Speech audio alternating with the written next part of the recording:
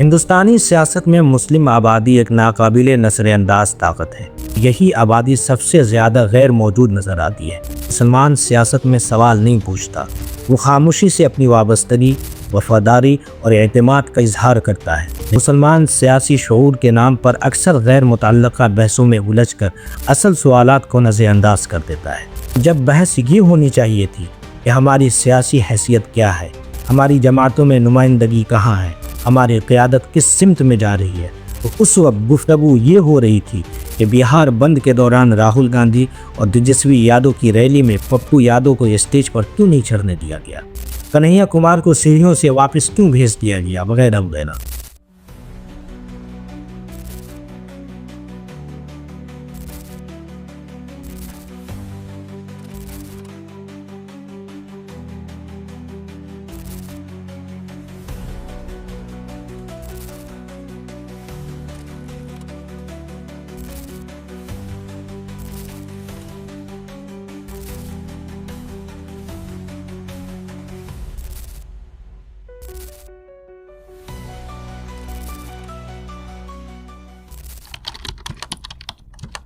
السلام علیکم، آداب، کیسے ہیں آپ لوگ؟ میں عبداللہ جامی آپ کی خدمت میں۔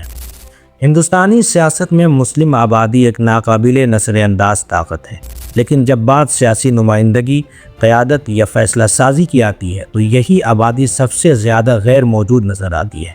اس کی سب سے بنیادی وجہ شاید یہ ہے کہ مسلمان سیاست میں سوال نہیں پوچھتا، وہ خاموشی سے اپنی وابستگی، وفاداری اور اعتماد کا اظہار کرتا ہے، لیکن قیادت، نمائندگی اور اختیار کے سوال پر یا تو چپی سادھ لیتا ہے یا محض علامتی اطمینان پر قناعت کر لیتا ہے۔ یہ بھی ایک تلخ حقیقت ہے کہ مسلمان سیاسی شعور کے نام پر اکثر غیر متعلقہ بحثوں میں الجھ کر اصل سوالات کو نظر انداز کر دیتا ہے۔ مثال کے طور پر جب بحث یہ ہونی چاہیے تھی کہ ہماری سیاسی حیثیت کیا ہے، ہماری جماعتوں میں نمائندگی کہاں ہے، ہماری قیادت کس سمت میں جا رہی ہے، تو اس وقت گفتگو یہ ہو رہی تھی کہ بہار بند کے دوران راہل گاندھی اور تیجسوی یادو کی ریلی میں پپو یادو کو اسٹیج پر کیوں نہیں چڑھنے دیا گیا، کنہیا کمار کو سیڑھیوں سے واپس کیوں بھیج دیا گیا، وغیرہ وغیرہ۔ یہاں یہ بات قابل ذکر ہے کہ ابھی کچھ دن پہلے کی بات ہے جب وقف بل کے خلاف ریلی میں یہ تمام لوگ سوائے راہل گاندھی کے مسلم اسٹیج کے زینت بنے تھے اور ان کو خوب عزت بھی دی گئی تھی، لیکن کچھ ہی دنوں بعد اسی پٹنہ کی سرزمین پر تیجسوی یادو کے ساتھ دہلی سے راہل گاندھی آ جاتے ہیں، شریک ہوتے ہیں، دوسری ذات، برادری اور پارٹی کا نمائندہ شریک ہوتا ہے، لیکن بہار کی 17% کی آبادی والے قوم کا کوئی ایک بھی نمائندہ اسٹیج پر موجود نہیں ہوتا۔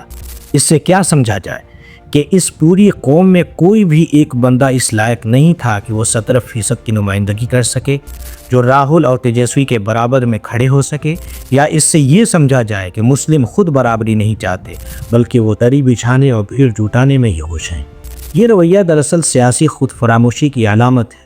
مسئلہ یہ نہیں کہ دوسروں کو موقع ملا یا نہیں، اصل مسئلہ یہ ہے کہ ہم خود کہاں کھڑے ہیں۔ کیا ہماری اپنی کوئی سیاسی پہچان ہے؟ کیا ہم صرف بھیڑ بننے کے لیے موجود ہیں یا رہنمائی کا حق بھی رکھتے ہیں؟ ایک اور المیہ یہ ہے کہ جن جماعتوں کو ہم مسلسل ووٹ دیتے آئے ہیں، اگر وہ ہمیں نظر انداز بھی کریں، ہمیں ٹکٹ نہ دیں، ہماری قیادت کو آگے نہ آنے دیں، تب بھی ہم خاموش رہتے ہیں۔ یہ خاموشی مروت ہو سکتی ہے، مصلحت ہو سکتی ہے، لیکن وقت کے ساتھ یہ خاموشی سیاسی موت بن جاتی ہے۔ جمہوریت میں وہی آواز سنی جاتی ہے جو بلند ہو، منظم ہو اور دلیل کے ساتھ ہو۔ اگر آپ کو لگتا ہے کہ قیادت آپ کا حق ہے تو اس کے لیے صرف درخواست کافی نہیں بلکہ عملی مزاحمت، آواز اور منظم مطالبے کی ضرورت ہے۔ یہ بھی سوچنے کی بات ہے کہ کیا ہم نے کبھی اجتماعی طور پر ٹکٹوں کی تقسیم پر سوال اٹھایا؟ کیا ہم نے جماعتوں سے مطالبہ کیا کہ ہمیں آبادی کے تناسب سے نمائندگی دی جائے؟ کیا ہم نے کبھی اپنی قیادت کو نچلی سطح سے اوپر لانے کی کوئی مستقل کوشش کی؟ اگر ان سوالات کا جواب نہیں ہے تو پھر ہمیں یہ بھی تسلیم کرنا پڑے گا کہ ہماری موجودہ سیاسی حیثیت ہماری اپنی خاموشی کا نتیجہ ہے۔ بعض لوگ جب مایوس ہوتے ہیں تو کہتے ہیں کہ ہمیں سیاست چھوڑ دینی چاہیے، لیکن سوال یہ ہے کہ کیا یہ رویہ مسئلے کا حل ہے یا یہ بزدلی اور خود سپردگی کی علامت ہے؟ جمہوریت میں سیاست چھوڑ دینا اپنے آپ کو مزید غیر محفوظ، کمزور اور غیر متعلق بنا دینا ہے۔ لہٰذا ضرورت اس بات کی ہے کہ مسلمان اب نئے سیاسی شعور کے ساتھ آگے بڑھیں، اپنے مسائل کی ترجیحات خود طے کریں، اپنی قیادت کو پروان چڑھائیں، جماعتوں سے حق مانگنے کے بجائے حق لینے کی سیاست کریں۔